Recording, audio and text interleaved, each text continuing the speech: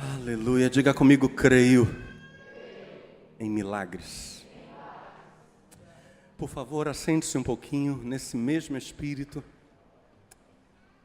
Eu quero iniciar essa mensagem, creio em milagres, contando dois fatos reais. O primeiro, ocorrido num país asiático chamado Myanmar, relatado pela Missão Portas Abertas, e o segundo fato ocorrido aqui no Brasil, em São Paulo. Em novembro de 2017, a Missão Portas Abertas publicou a seguinte história intitulada Como um pastor alcançou uma aldeia para Cristo. Isso em Myanmar. Myanmar é um país altamente budista. Faz fronteira com a Índia, faz fronteira com a China, faz fronteira com Bangladesh. Mas essa história é uma história de milagre extraordinária lá dentro de Myanmar. Pastor Dano, esse é um nome fictício, já que o nome real dele não pode ser divulgado por questão de segurança. Ele é um soldado reformado do exército de Myanmar, tem aproximadamente 60 anos, recebeu uma visão do Senhor e entendeu que por causa dessa visão ele precisaria se envolver especificamente num serviço a Deus. Agora, qual era o serviço? Ele conversou com o chefe da aldeia em que ele morava e disse que queria dar aula gratuita às crianças do vilarejo. Os líderes, o chefe e os demais líderes da aldeia aceitaram a proposta do pastor Dano, mas o advertiram a não pregar o evangelho. Ele teve que assinar um acordo para então poder dar aulas gratuitas para as crianças. Só que aí ele não podia pregar. Ele passou a fazer as crianças decorarem versículos bíblicos. E começou a ensinar canções cristãs. Não pregou. Ele passou a orar diariamente pelo vilarejo, fazendo uma caminhada de oração de madrugada. Teve apoio da sua família. A família, enquanto ele fazia a caminhada orando pelo vilarejo, a família estava orando em casa e jejuando por ele. Os filhos, apesar de serem ameaçados na escola por serem filhos de um pastor, ameaçados por professores e por alunos, serem obrigados na escola a fazer orações budistas, ainda assim perseveraram em jejuar e orar pelo vilarejo. O chefe da aldeia, por vezes, procurou pastor Dano para matá-lo, mas sempre a mão de Deus, de modo miraculoso, o livrou. Um dia, o filho do vice-chefe do vilarejo ficou possuído de demônios, isso em 2017. Um monge budista, como é costume lá, um monge budista foi chamado para expulsar os demônios do rapaz. Ele era filho do vice-chefe do vilarejo. O monge não conseguiu expulsar o demônio. Quando toda a esperança já estava acabada, o vice-chefe do vilarejo foi procurar o pastor Dano, porque se lembrou que ele tinha um hábito de orar pelos enfermos. Ele chegou todo receoso, achando que o pastor se recusaria a ajudar, bravo, mas, conta ao pastor Dano, eu vi isso como uma oportunidade de alcançá-los. Ele se recolheu em oração. Esse pastor ficou 3 dias em jejum e oração, até que foi à casa do vice-chefe para expulsar o demônio do filho dele. Quando o rapaz endemoniado viu o pastor Dano, saiu correndo, gritando: esse homem vai me pegar! Mas aí o Espírito Santo deu a seguinte instrução para o pastor Dano: queime o altar budista da casa. Para que a gente consiga se situar, é normal no Oriente, particularmente na Ásia, em várias residências, você entra na sala e uma das primeiras coisas que você vê na sala é um altar, uma espécie de um armário, onde são acesas velas, onde são feitas orações. particularmente orações aos ancestrais, é um altar budista. Primeira direção que o Espírito Santo deu para o pastor: queima o altar. Ele disse para o vice-chefe, e o vice-chefe topou. Fogo no altar. Aleluia. Queimaram o altar budista. O pastor, dentro da casa, clamou o nome de Jesus e o demônio saiu do rapaz. Mas olha só que coisa tremenda, e isso aconteceu em que ano? 2017, algo extremamente recente. Não apenas o demônio foi expulso daquele rapaz, mas os demônios da aldeia foram embora. Quando o pastor orou na casa do vice-chefe, pastor Dano, os demônios da aldeia, foi todo mundo embora. Líderes religiosos, budistas, começaram a fazer sacrifícios, mas os espíritos se foram.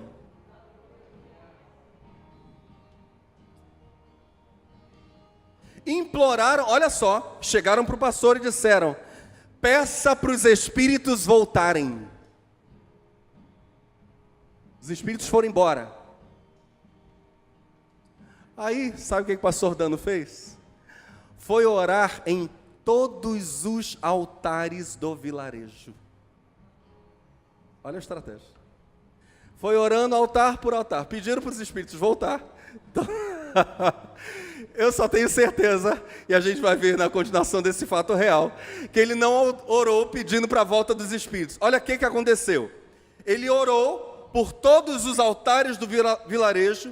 No dia seguinte, estranhamente, todos os santuários das salas, das casas das pessoas, todos estavam queimados.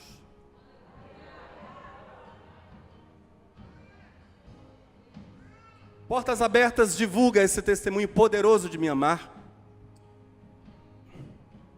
dizendo: foi milagre e ninguém entendeu como aquilo aconteceu. Depois de 3 dias de jejum e oração, ir lá na casa do vice-chefe, orar pela libertação do rapaz, queimar um altar. Ele queimou, o pastor queimou mesmo. Mas os outros ele orou, e Jesus queimou.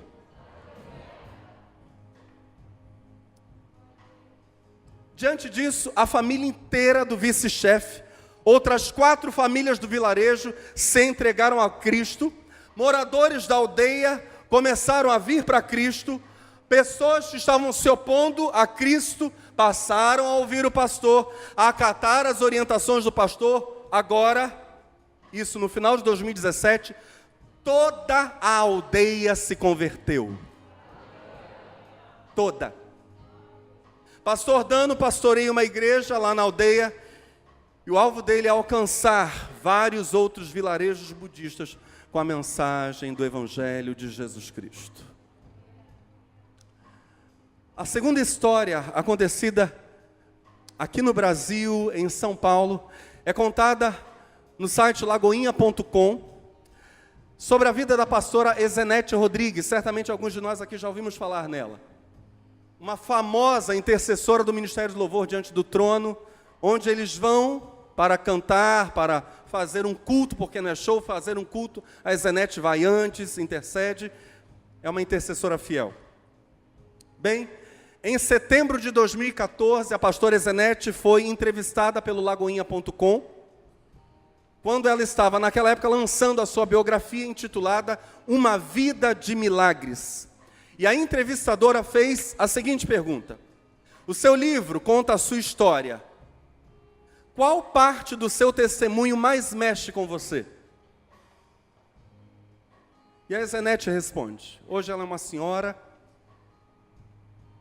experimentada nas coisas do Senhor. Ela disse: o que mais mexe comigo foi o período em que eu sofri de uma rara doença na minha infância.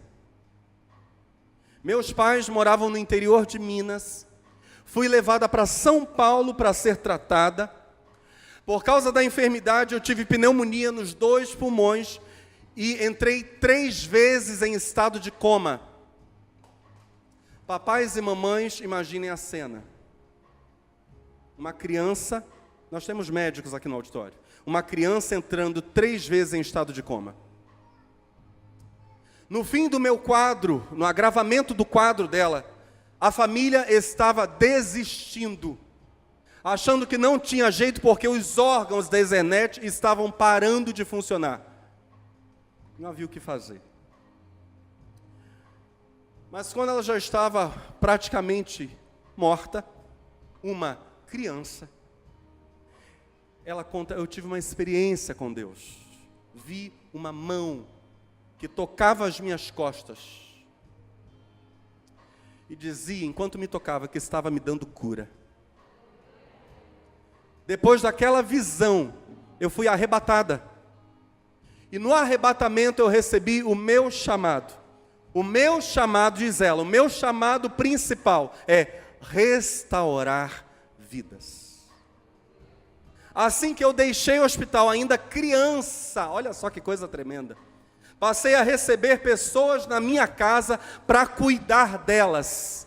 Ela orava pelos enfermos, ela impunha as mãos desde criança, desde a experiência do arrebatamento. O Senhor se revelou àquela menina. Oh, Deus tremendo. Passou-se o tempo, recebi a cantora Ana Paula Valadão na minha casa quando Ana Paula estava em depressão. Ela ficou 15 dias comigo para superar a depressão. Mas antes mesmo de ela chegar à minha casa, Deus me disse que ela seria como um canarinho. E realmente a voz era aguda. Que ela seria como um canarinho e uma mãe espiritual de nações. Deus opera milagres hoje. Jesus Cristo faz milagres hoje. Seja a cura de uma criança que se tornaria uma restauradora de vidas, seja a queima de altares pagãos para aniquilar o poder de determinados espíritos, Jesus Cristo opera milagres e maravilhas hoje para livrar o homem, o ser humano, do sofrimento agora e por toda a eternidade. Jesus Cristo salva, Jesus Cristo cura, Jesus Cristo liberta. Mas a pergunta que nós precisamos responder nessa noite é: como é possível viver uma vida de milagres? É extremamente comum nós vermos pessoas vaidosamente dizendo: sou uma pessoa de muita fé, enquanto a vida dessas mesmas pessoas frequentemente está em ruínas. Há uma contradição, o discurso não concorda com a vida, não concorda. Qual o segredo de se andar realmente em fé? E antes de dar a boa notícia de como é possível andar em fé, antes de irmos, diríamos, ao crede no Evangelho, nós vamos primeiro ao arrependei-vos. Primeiro eu quero ir para a má notícia. A má notícia é a seguinte: olha só, desobediência também opera milagres.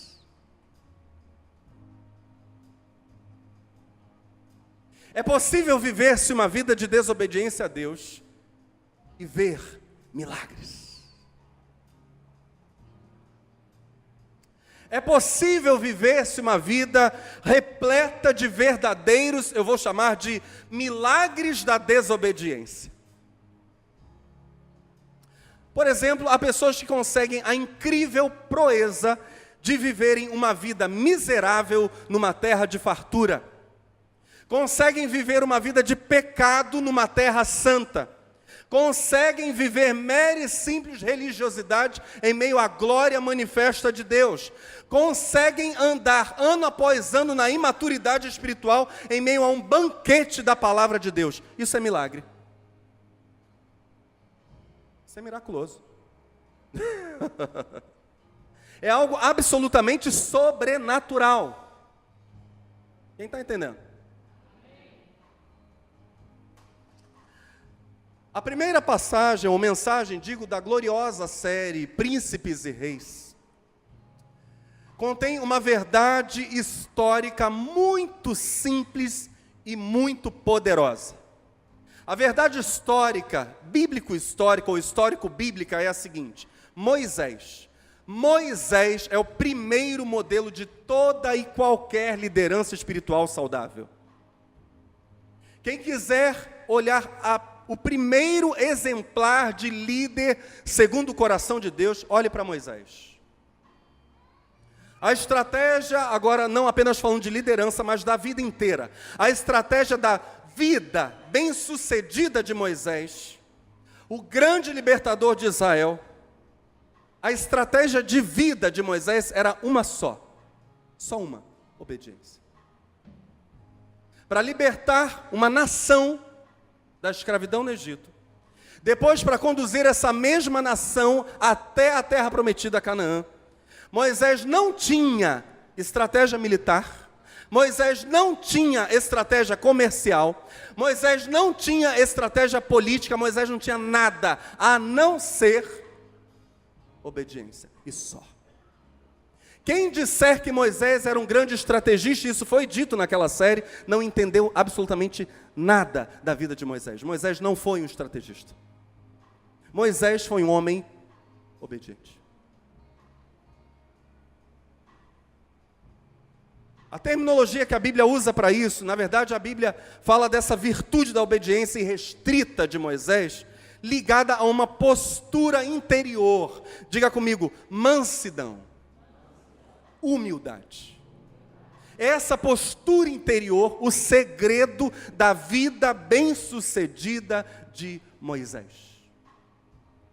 Números capítulo 12, verso 3 diz: e era o homem Moisés, diga comigo, muito manso. Olha para o seu irmão com muito amor, com muito carinho e diga: Moisés era manso, muito manso. Era mansidão em pessoa. E a mansidão aqui era um coração quebrado, quebrantado. Moisés não tinha pose, Moisés não tinha nada disso. Moisés era um homem quebrado. Era um homem simples. Deus mandou, ele obedece. Acabou. Era o homem Moisés muito manso, mais do que todos os homens que havia sobre a terra.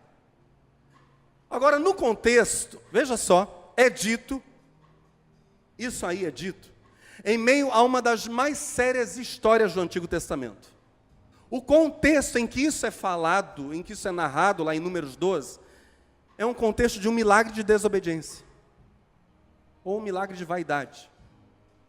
Miriam vai experimentar um milagre ao contrário. Milagre ao revés. Se o irmão dela, Moisés, a Bíblia diz, era o mais manso, mais quebrantado diante de Deus, o texto vai implicitamente, nas entrelinhas, vai dizer para nós o seguinte: desafiar a autoridade espiritual de Moisés é uma das maiores altivezes, é uma das maiores insolências da época. Se ele é um homem mais quebrado, opor-se a isso é uma das maiores exaltações do ego. Estamos juntos? Isso é uma questão de lógica. Desafiar a liderança de Moisés requer muita, e eu vou usar uma terminologia comum aqui, eu vou tentar evitar termos muito sofisticados. É uma espécie de fé invertida. É muita fé em si mesmo. É muita fé no próprio ego e não em Deus. Desafiar Moisés requer fé. Não é para qualquer um. E merece milagre. Quanto mais fé, mais milagre. Está entendendo? A crença em si mesmo gera milagres ao revés. Eu preciso ler para vocês esse breve relato antes de contar a boa história, a boa notícia. Primeiro a gente vai para a má notícia. Desobediência cria milagre. Um dia, olha o que o texto diz: Miriam e Arão começaram a criticar Moisés por causa da sua mulher ser uma cuxita, ou seja, não ser do povo de Israel, ser da Etiópia, Cuxi, descendente de Cão, filho de Noé. E disseram: mas afinal, foi só através de Moisés que o Senhor falou? Não foi também por nosso meio? Ou seja, nós também não somos boca de Deus.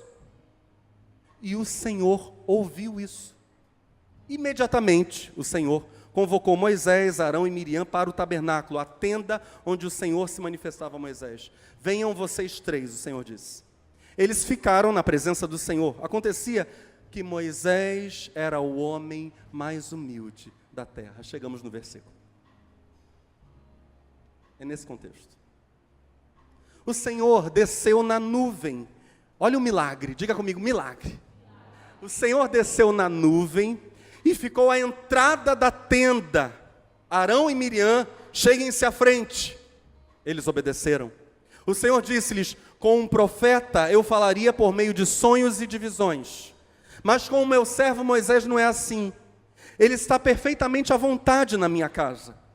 Com ele falo face a face.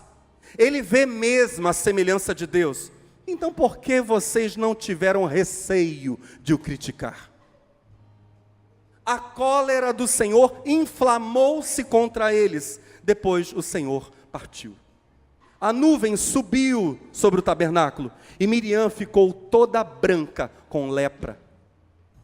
Quando Arão viu o que acontecera, exclamou para Moisés: ó meu Senhor, não nos castigues por causa deste pecado, fomos loucos ao proceder de tal maneira. Não deixes que ela fique assim como uma morta, ou como um bebê natimorto, que ao nascer já tem o seu corpo quase todo consumido.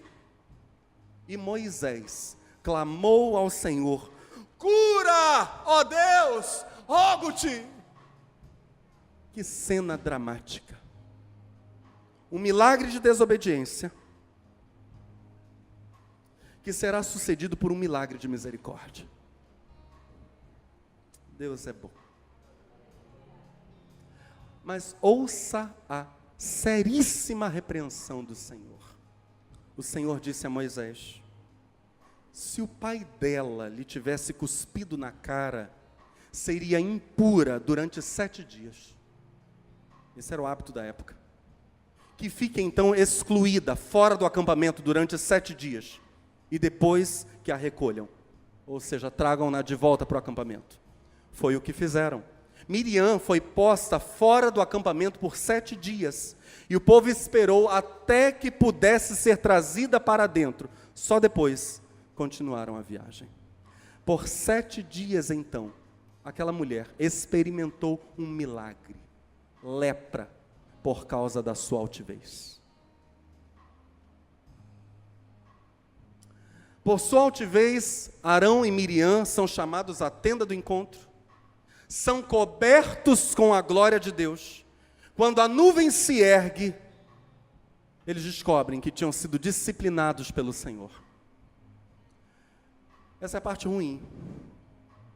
Tem gente que consegue viver milagre, invertido, porque o coração é altivo. Mas glória a Deus, existe a possibilidade de se viver uma vida de bons milagres. De milagres só da obediência, milagres da fé, milagres do temor a Deus, não da insolência. Primeira verdade que nós precisamos examinar sobre os bons milagres é a seguinte: milagres nada tem a ver com as nossas virtudes pessoais. Nada tem a ver com as nossas virtudes pessoais. E milagres nada tem a ver com a nossa experiência anterior com milagres. Antes eu quero falar da parte final dessa afirmação. Milagres, diga comigo, milagres não tem a ver com a nossa experiência anterior. Abraão é chamado por Deus para oferecer Isaque numa montanha na terra de Moriá. A Bíblia diz que Abraão crê que Deus o poderia ressuscitar. E o Senhor diz: oferece Isaque em holocausto a mim, na montanha que eu te mostrarei. Holocausto era oferta. O animal era morto e integralmente queimado.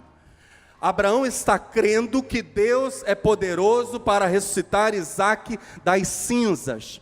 Ele crê nisso no momento em que não havia nenhuma notícia de milagre de ressurreição anterior, muito menos de alguém voltar das cinzas.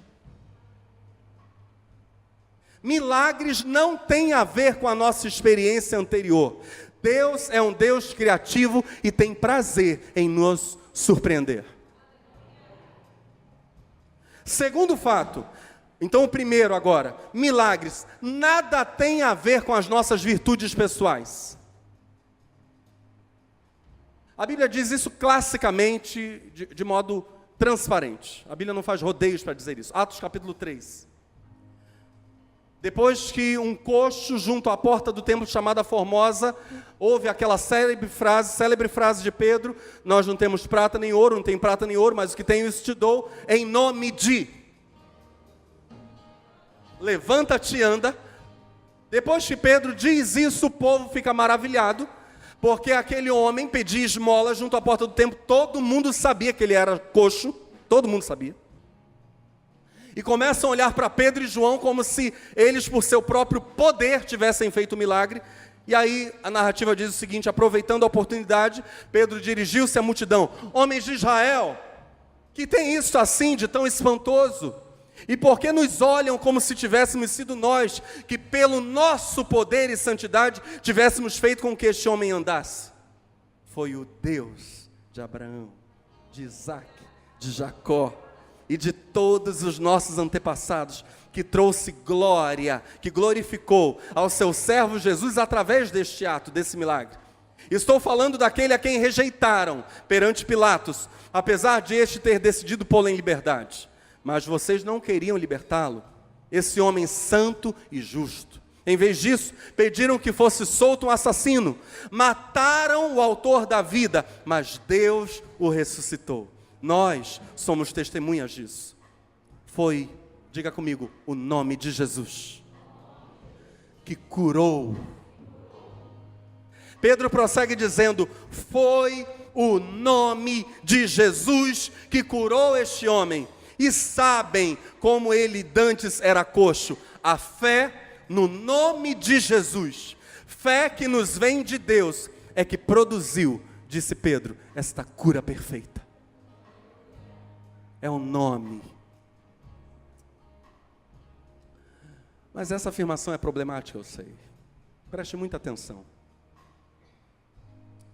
Alguém diria, e diria com justiça, se as nossas virtudes, preste muita atenção nisso, se a nossa santidade, o nosso andar com Deus, não é capaz de curar ninguém sequer de uma dor no pé. E aí, na sua fala aqui em Atos 3, Pedro condena todo tipo de beatificação, de canonização. Pedro condena isso de cara. Isso não. Quem cura é Jesus e só o nome dele.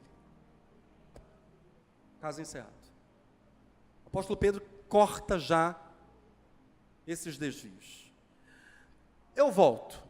Se a nossa santidade não é capaz de curar ninguém, se nossas virtudes não podem curar nem uma dor no pé, para que então nos santificamos? Ou melhor, em que uma vida consagrada a Deus é mais próxima de milagres do que uma vida no pecado?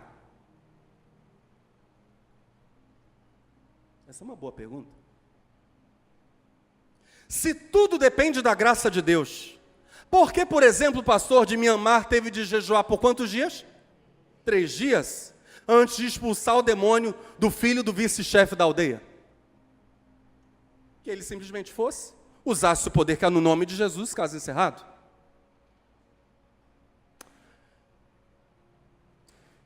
Consagração atrai a presença manifesta daquele que cura.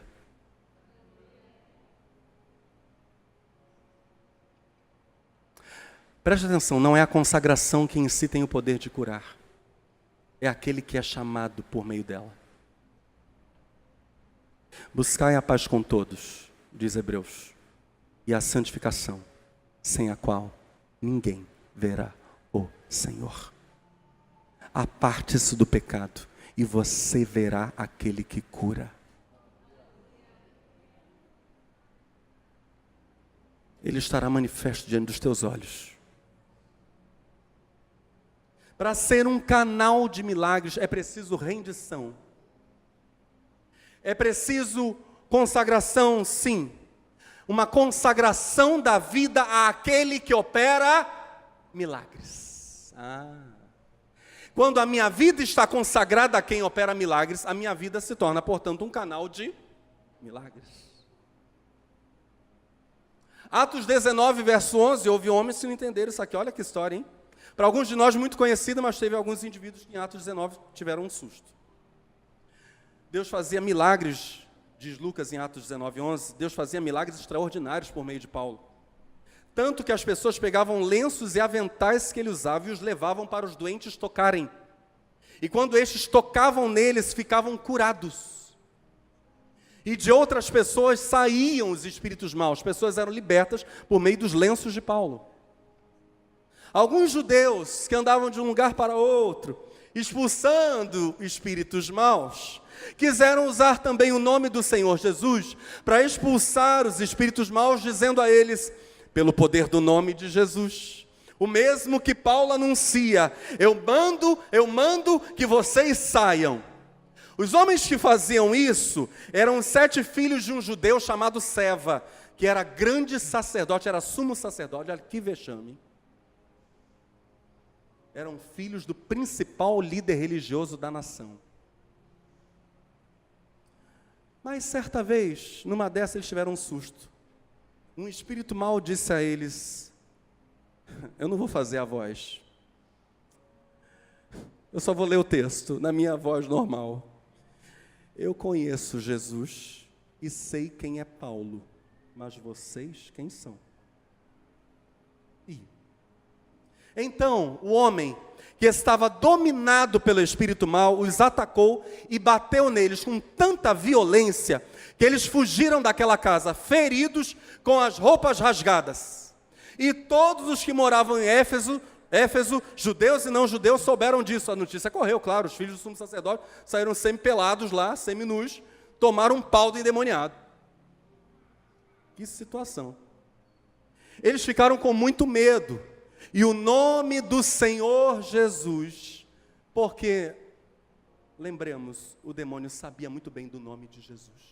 E foi a primeira coisa que ele teve que dizer. O nome de Jesus, do Senhor Jesus, se tornou mais respeitado ainda. Temos aqui alguém que quer andar em milagres? Aleluia. Então vamos juntos andar com esse Cristo maravilhoso que opera milagres. O problema desses homens, eles quiseram ir só nas palavras mágicas, né? No nome de Jesus. Milagres dependem basicamente de 2 fatores. É o que a Bíblia nos apresenta. 1, a vontade de Deus. E 2, uma fé crescente e perseverante no nome de Jesus. Milagres dependem basicamente de 2 coisas. Primeiro, a vontade de Deus. Depois, fé crescente, perseverante no nome de Jesus. Por isso, então, eu preciso dizer a cada um de vocês aqui o seguinte agora. A fé é uma jornada. Fé vai crescendo. Fé na vida cristã é um caminho tanto quanto a verdade. Temos aqui alguém que almeja continuamente crescer em conhecimento do Senhor. Crescer em conhecimento, essa jornada, é acompanhada de crescer em fé. Fé cresce. Eu não creio como cria 10 anos atrás. Eu não tenho o mesmo nível de fé e não posso ter que tinha 20 anos atrás.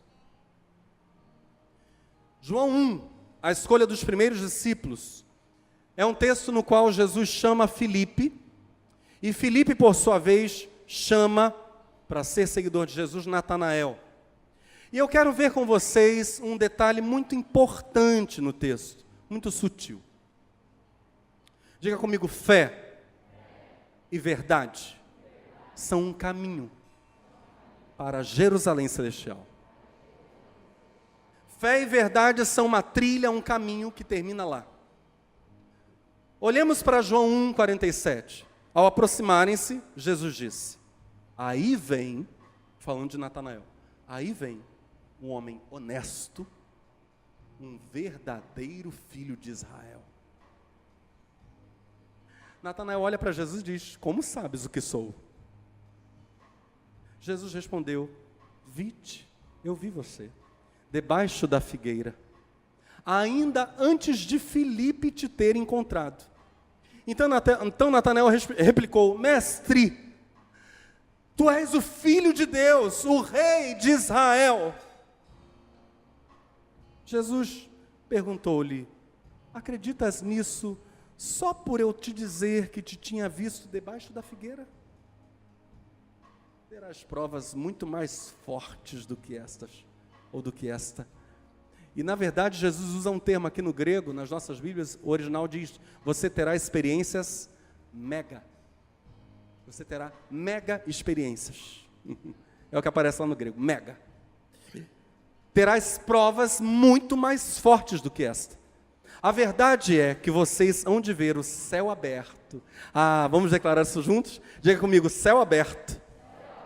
E os anjos de Deus indo e vindo sobre Jesus.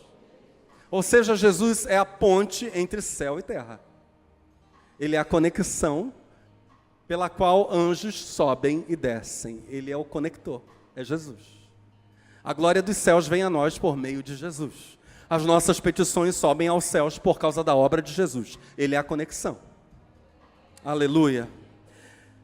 A pergunta que a gente precisa fazer agora é: que negócio é esse? Verdadeiros filhos de Israel ficavam debaixo de pés de figo, de figueiras. Do que Jesus está falando? Antes que Filipe te chamasse, Natanael, eu te vi debaixo da figueira. Eu não vou entrar em especulações que há sobre esse texto, que não são poucas. Eu não vou entrar. Inclusive usando o nome de Flávio Joséfo, não vou entrar. O Senhor poderia estar dizendo, objetivamente, usando a Bíblia, que Natanael era um homem que cuidava das coisas de Deus. Jesus estaria dizendo isso referindo a um provérbio, Provérbios 27:18, que diz: quem cuida da figueira comerá de seus frutos, quem protege os interesses de seu Senhor será recompensado.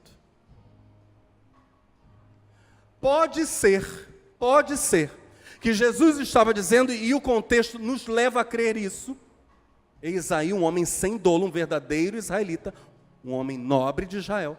Pode ser que Natanael era um homem que cuidava dos negócios do Senhor.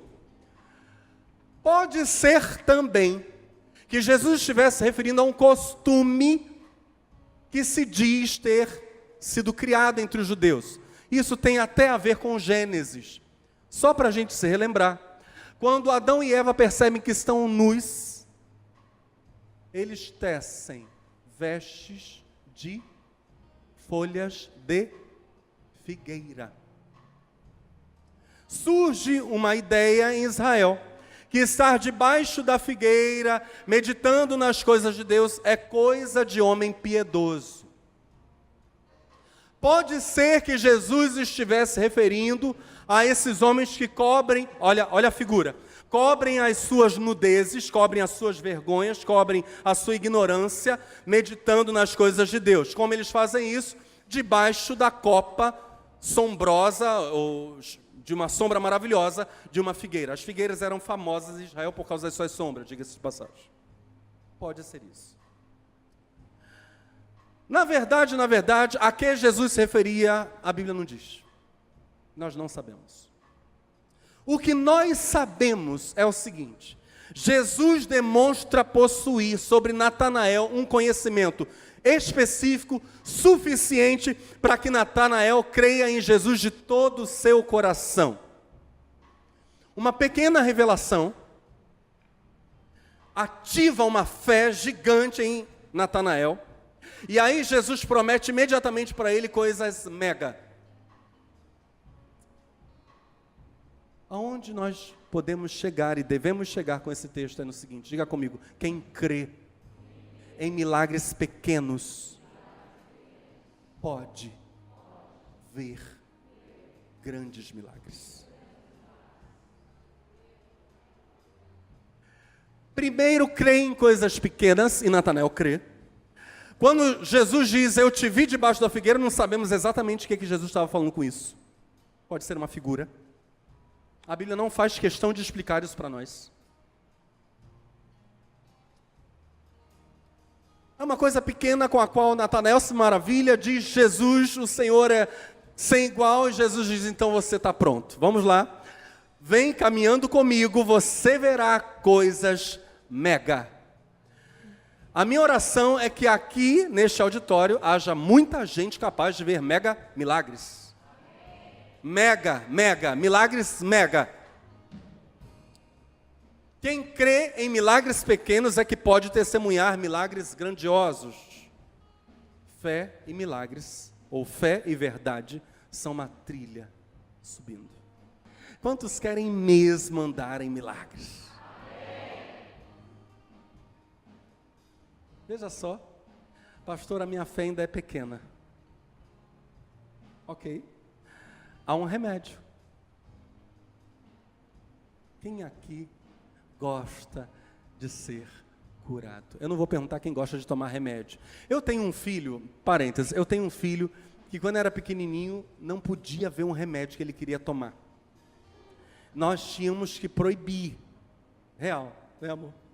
Não, você não vai tomar remédio. Não podia ver um remédio, queria tomar um remédio. Xarope, que fosse. Comprimido. É remédio. Tem gente que não gosta de tomar remédio. Tem gente que tem pavor de agulha, injeção. O médico vem chegando, ou o dentista já... Apenas para que te quer. Mas eu acho que todos gostamos da cura. Bem, uma cura muito simples. E é cura. Diga, a criação. A Bíblia diz, preste atenção, a Bíblia diz que a criação está aí, diante de nós, para nos encorajar a crer. Aí a gente entende a guerra ateísta para dizer que a criação é obra do acaso. A criação está aí diante de nós para ativar dia após dia a fé. Preste muita atenção, é a parte final da mensagem. Se nós considerarmos atentamente um fato bem simples, porém profundo. Tudo, absolutamente tudo é sobrenatural. Não há nada que não seja sobrenatural, não há nada. Pastor, esse banco é sobrenatural. Eu vou dizer por quê. É totalmente sobrenatural. Tudo é sobrenatural. Seu corpo, faça assim, por favor. Faça assim. Esse movimento, nós não temos ideia das muitas transmissões neurais para nós fazermos isso aqui e dos muitos músculos e ossos que se movimentam, entram em funcionamento para que a gente faça isso aqui. Isso é extraordinário. Se nós entendermos que tudo, absolutamente tudo é sobrenatural, porque na verdade, olha aí, não deveria existir coisa nenhuma, porque o nada não cria nada. E antes de tudo existir, só existia nada, ou seja, não havia coisa alguma. A existência por si só já é um negócio estrondosamente sobrenatural.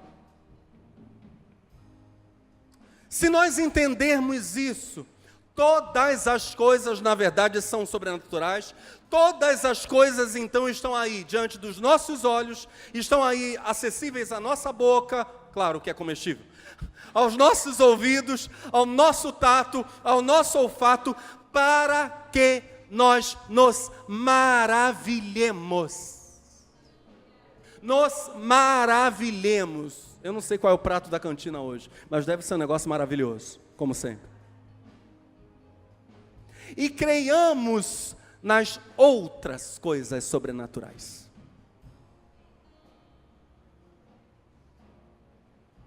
Temos essas aqui. E há ainda outras coisas sobrenaturais. Mas é tudo sobrenatural.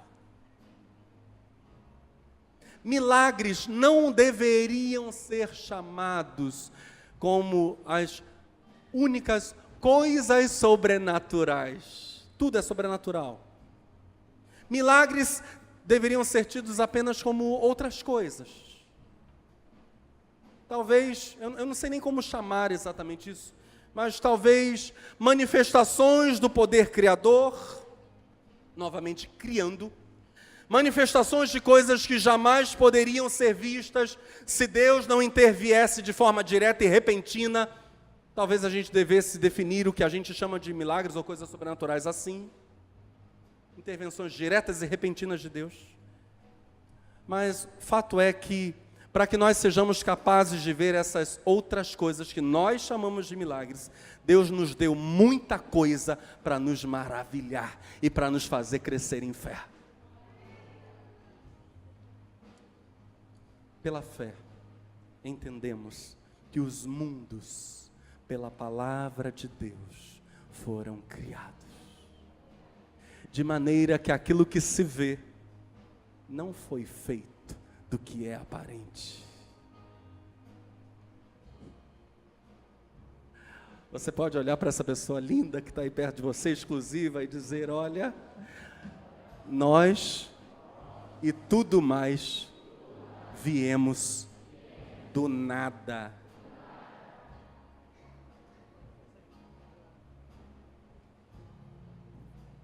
É Bereshit bara Elohim. Em princípio, Deus do nada cria. É isso. É milagre. Aquilo que se vê não foi feito do que é aparente. Eu olho para esse banco e digo: meu Deus, nada é impossível. Olho para essa gata, meu Deus, aleluia. Nada é impossível. Meu Deus. Ouço essa música, eu ouço, meu Deus. Som, como existe isso? Era para não haver nada. De onde veio? Veio de uma palavra. Como assim? A matéria, agora pensando na matéria, a matéria por sua própria natureza, a segunda lei da termodinâmica, a lei da entropia, a matéria por sua própria natureza não pode ser eterna, ela tem que ter começo, meio e fim. A gente é milagre mesmo, tudo é milagre. Tem que ter começado e começou quando não existia nada antes. Isso é Deus. God's wonderful. Deus é maravilhoso. Porque o conhecimento a respeito de Deus está bem claro aos homens. Olha o que Romanos vai dizer, Romanos 1. Pois o próprio Deus deixou esse conhecimento claro a eles, desde o princípio da criação, as qualidades invisíveis de Deus, tanto o seu poder eterno, como a sua natureza divina, são claramente percebidas pelas coisas que Ele fez. É só abrir o olho e ver. Meu Deus, milagres são reais. Canceroso ser curado, meu Deus, claro que isso é possível. Quem duvida de uma coisa dessa? Só se for um doido varrido para não crer que milagres acontecem. Claro que sim. Jesus cura câncer, sim. Jesus abre porta de emprego, sim. É claro que sim. Ele criou tudo do nada. Meu Deus, restaurar um corpo enfermo, claro que Ele sara. Claro que Ele abre os olhos aos cegos, claro que Ele faz o coxo andar, claro que Ele expulsa o demônio da vida de uma pessoa e escreve uma história nova para sempre nessa vida. Claro que sim.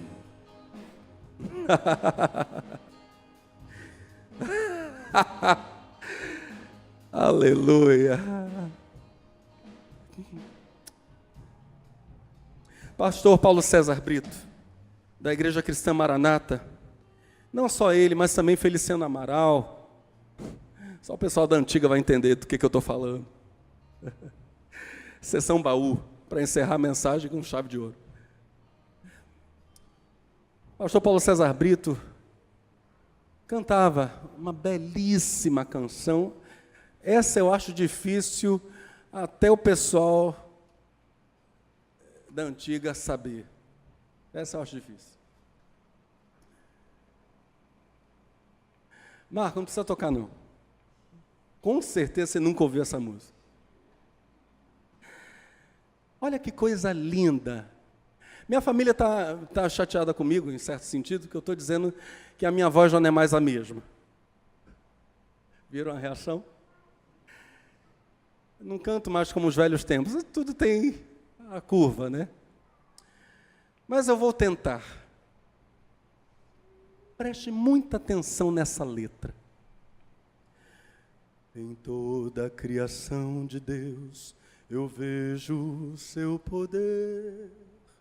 E quem contempla a linda flor, milagres pode ver. Creio em milagres,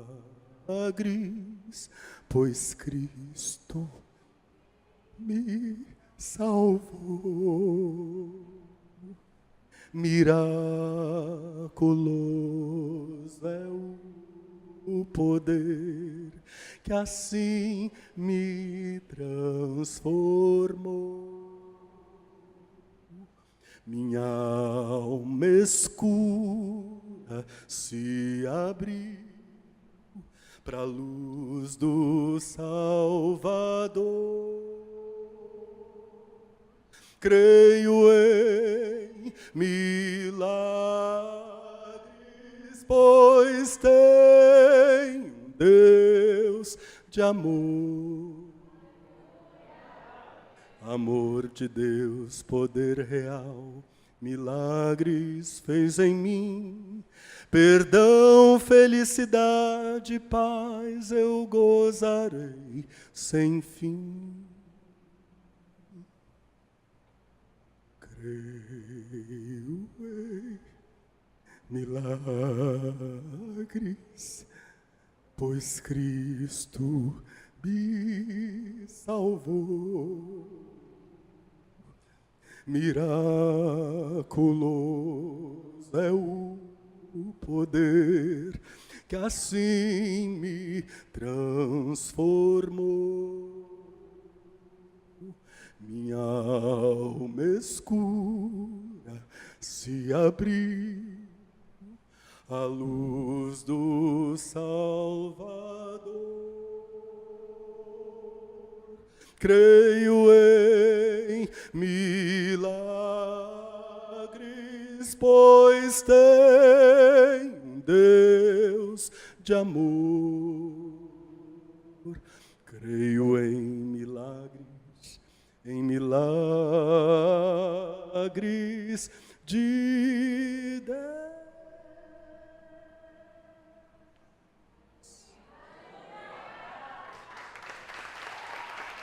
Eu creio. Aleluia!